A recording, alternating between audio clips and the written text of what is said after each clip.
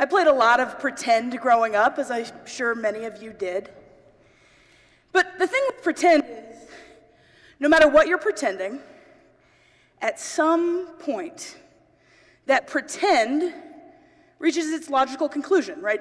At some point, you run out of pretend, and you crash back into this real world. And that is what it was like for me to be a closeted lesbian pastor in the Alabama West Florida Conference of the United Methodist Church. I had been serving for several years, and all of a sudden it was too much. All of a sudden I couldn't pretend, and I couldn't pack these pieces of myself away anymore.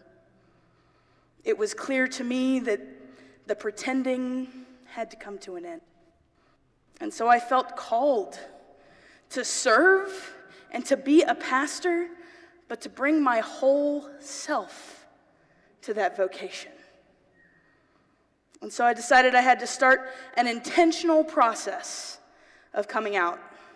I was already out to my closest friends and colleagues, but that list had to get a lot longer. And so I made an actual list, and I started making phone calls.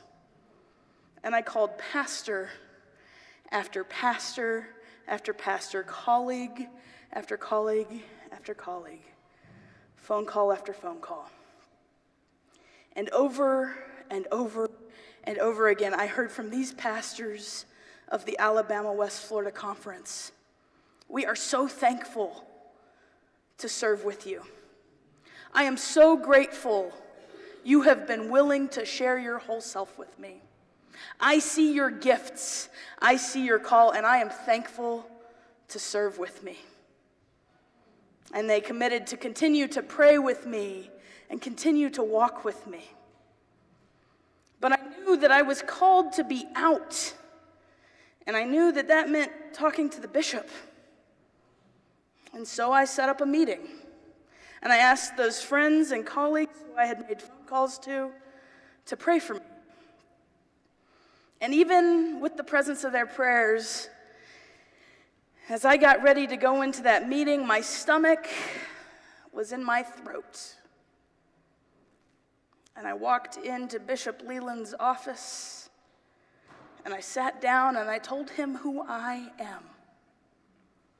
And I told him what it was like for me to serve as a pastor in the Alabama West Florida Conference. And he looked at me after listening carefully, and he said, "I want you to hear this. Our relationship is not changed because of this conversation. You did a brave thing, making yourself vulnerable and coming here and sharing yourself in authenticity with me."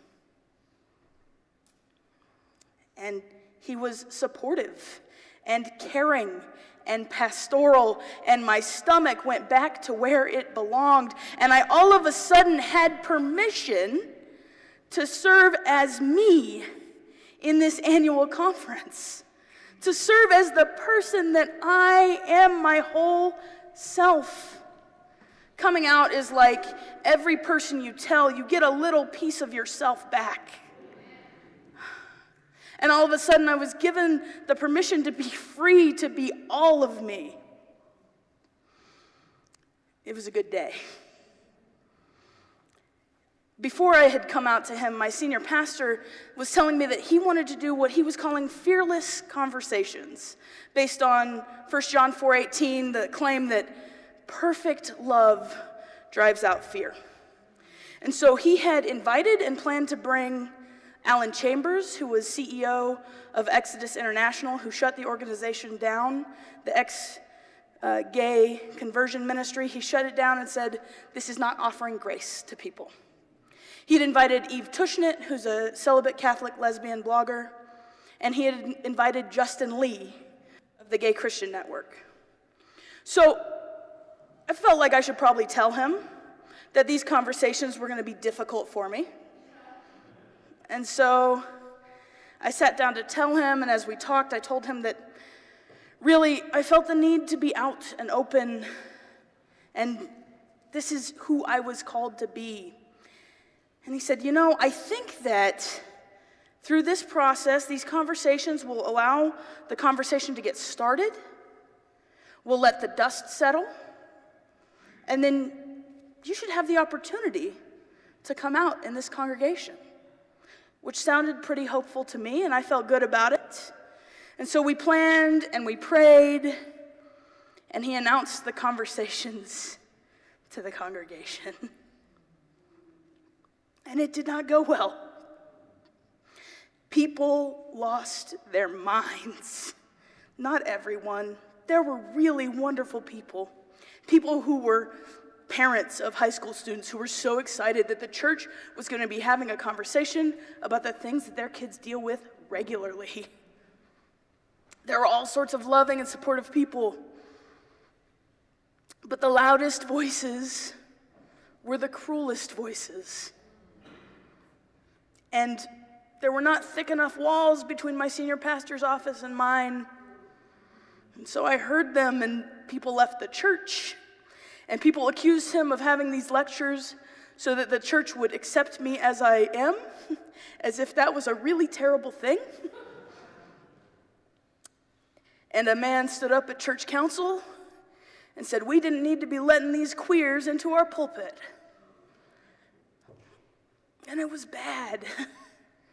And we held the first lecture, and we canceled the others. So much for fearless conversations.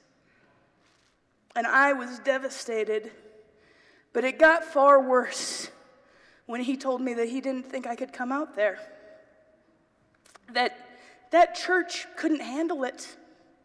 They couldn't handle me being my whole self. And so I just sunk. Going to work was the hardest thing I could imagine. I would drag myself out of bed, get in my car, drive to the office, and just sit in the parking lot in my car. Just sit there, unable to get out. Thank God for friends who let me show up on their doorsteps 2.5 hours away without a phone call announcing my presence, who sat with me, not trying to offer words of comfort or hope or encouragement, just being with me and knowing that it was awful. It was bad for a while, and I sat in that, and I experienced that, and I read Job, because what the heck else are you going to do? And then I was at a conference, and I found myself on the campus of Candler School of Theology, the place that had formed me, where I had been out from the start, where I had found this community that surrounded me in love and affirmation, who saw me for me and saw gifts for ministry, not despite or because of that, just right alongside who I am. And I found myself there on that campus, and I heard God that day say, joy is not an eschatological hope. You do not have to wait to the end times, Sam, to experience joy. Joy is available here and now. Jesus didn't promise it would be easy, but he did promise that it would be good. And so I knew it was time for me to leave those people that I love in Alabama, West Florida. Those people who are my people. It was time for me to go elsewhere, and so I let those friends who had been praying for me know that I was applying to CPE programs. And I got a phone call out of the blue from one of them. Hey, I've got a friend who's got a connection. Would you be interested in serving in the Bay Area in California? And I felt the Holy Spirit move within me. I felt this excitement that you only get from the Holy Spirit. And I said, yeah, put me in conversation. My senior pastor, who is still a dear friend, a beloved colleague, he reminded me of the Christian martyrs who went into the Colosseum to be killed for sport with the songs of joy on their lips. His point being, Sam, go wherever it is that God is giving you the gift to sing songs of joy. Go there. That year at annual conference, in the Alabama West Florida Conference, I came out on the floor of annual conference. To my knowledge, the first out lesbian elder in full connection. I returned this past year as an out lesbian in full connection in the Alabama West Florida Conference. I was not met with scorn. I was not met with cold shoulders. I was met with friends and colleagues who love me and embrace me. I get phone calls at least monthly from pastors or parents in congregations in Alabama wondering, how can I lovingly accept this person in my congregation or this child who's come out in my life? What does it look like to be with these people?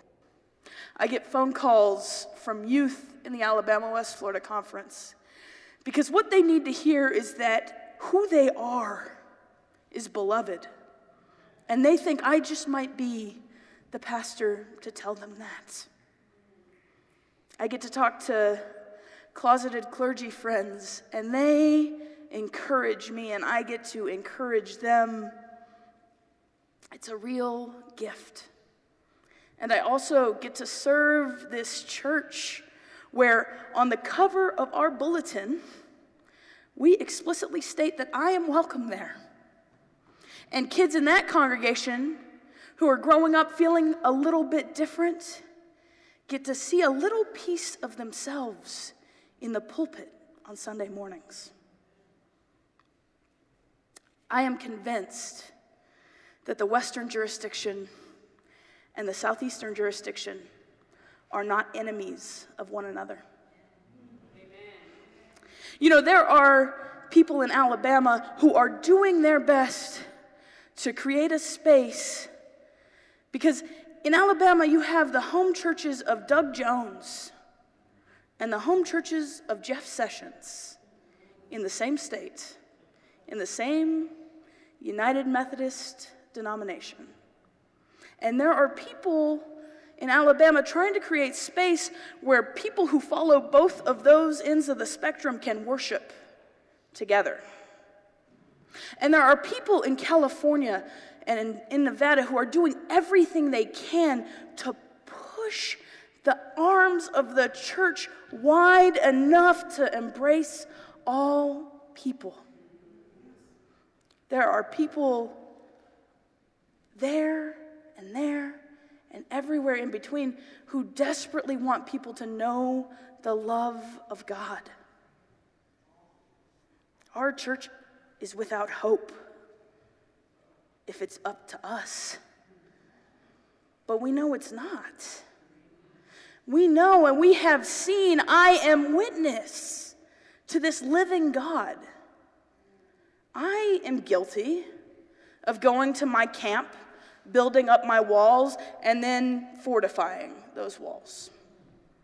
I'm sure no one else here is guilty of that, but I will claim that.